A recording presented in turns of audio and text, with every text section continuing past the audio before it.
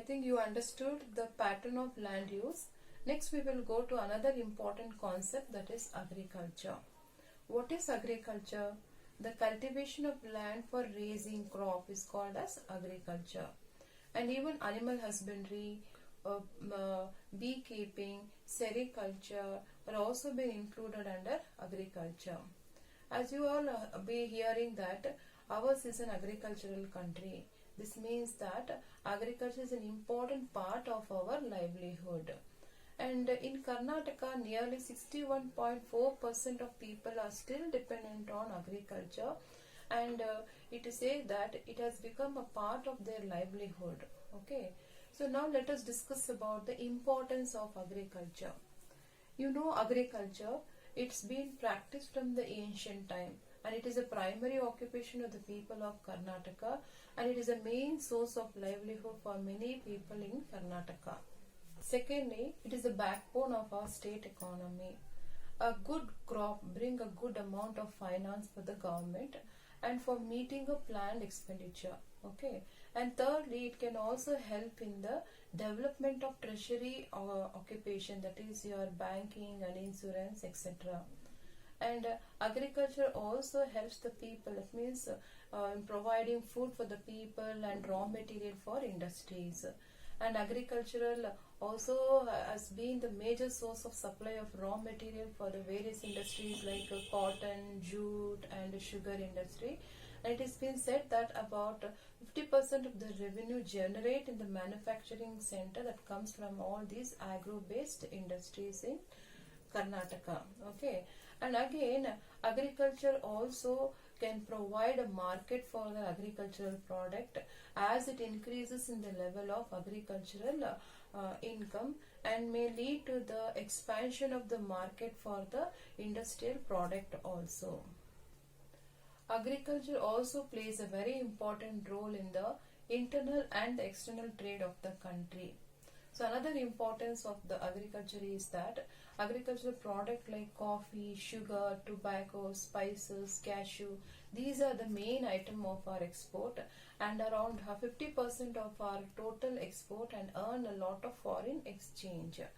And besides the manufacturing, jute, cotton, textiles and even the sugar also contribute to the total export of the state. Okay. Further, agriculture is also helping the country in earning the precious foreign exchange. So these are some of the importance of the agriculture. And agriculture is also source of revenue to the state. That means the government gets a substantial income from raising the land revenue. Okay, and since it is one of the most important sector, another important point of the importance of agriculture is that it's a source of revenue for the state. That means the state gets a substantial income from raising the land revenue. Okay, so another importance is that some of the sectors like railway, roadways also derive a good source of income from the movement of the agricultural goods. So these are some of the important points of the agriculture. Next we will discuss about the types of cultivation. So cultivation are carried on with the various factors like size of availability of land holding, climate, land fertility, availability of water, rainfall and market facilities. So there are different types of cultivation. They are subsistence farming, irrigation farming, dry farming, mixed farming, shifting cultivation, commercial farming and plantation farming. So let us know one by one what are these different types of cultivation. Firstly, we will know about the subsistence farming. Here, farmers of India follow subsistence farming because the major part of the production that they are producing, it is consumed by themselves and their family and not for the market. Understood? Many farmers in India follow the subsistence farming. Here the major part of the product, that means production that they are producing, they use it by themselves and they will not use it, they will not sell for the market. Okay, this is because the farmers in our country, they do not have a sufficient capital to spend on their land for cultivation or for the irrigation purposes. So this is the meaning of subsistence farming. Here the farmers, they do not produce for the market, they produce for their consumption. And usually the crops like jowar, bajra and pulses are grown under this subsistence farming. Okay, and secondly we have shifting cultivation. Here farmers, they clear the forest land by cutting down or burning trees, and later on they use this land for cultivating the crops for 2 or 3 years. Then afterwards the cultivated crops, these cultivated crops, they absorb more nutrients from the soil and make it as infertile for further cultivation.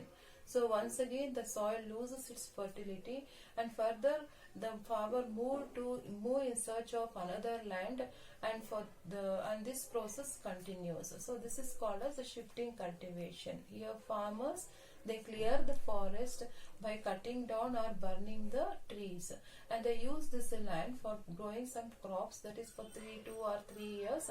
And this land, that cultivated crops, it absorbs the nutrients for some years, and once it loses its fertility, again the farmers move in search of another piece of land. So this is called as a shifting cultivation. And in this type of farming, farmer grow vegetables, corn and millet. So corn, vegetable and millet are the types of crops that is grown under this shifting cultivation. Next we will know about commercial farming. Here the crops that are grown not for domestic market, that is for the international market. Okay, so commercial farming means the crops that are grown not for domestic purpose but for the international market. So this is called as commercial farming, and the crops like tobacco, cotton, jute come under this type of farming. Then next about is irrigation farming. So here the crops are grown by using the water from canal, tanks or a well. Okay, this is called as irrigation farming. And the crops that majorly grown from this type of farming are paddy and sugarcane. So paddy and sugarcane are the main crops that is grown under this irrigation farming. Now we'll do about the plantation farming. What is plantation farming? The crops with high economic value such as rubber, coffee, cotton are grown under this type. So the cultivation of a few annual crop on a large estate for the purpose of earning money is called as a plantation crop. Okay, and this type of cultivation requires a large capital and a skill management. So this is a plantation farming. That means a crop with a large economic value such as rubber, cotton, grown on a large estate for earning money is called as a plantation farming. Next we will know about a dry farming, that is cultivation of crops with the rainwater. That means cultivation of crop which is dependent on the rainwater is called as a dry farming. Okay, and mostly this type of cultivation is mainly depend on the rain and very less on the irrigation facilities. And the crops like ragi, jowar and oil seeds are grown under this dry farming. Next we will know about a mixed farming.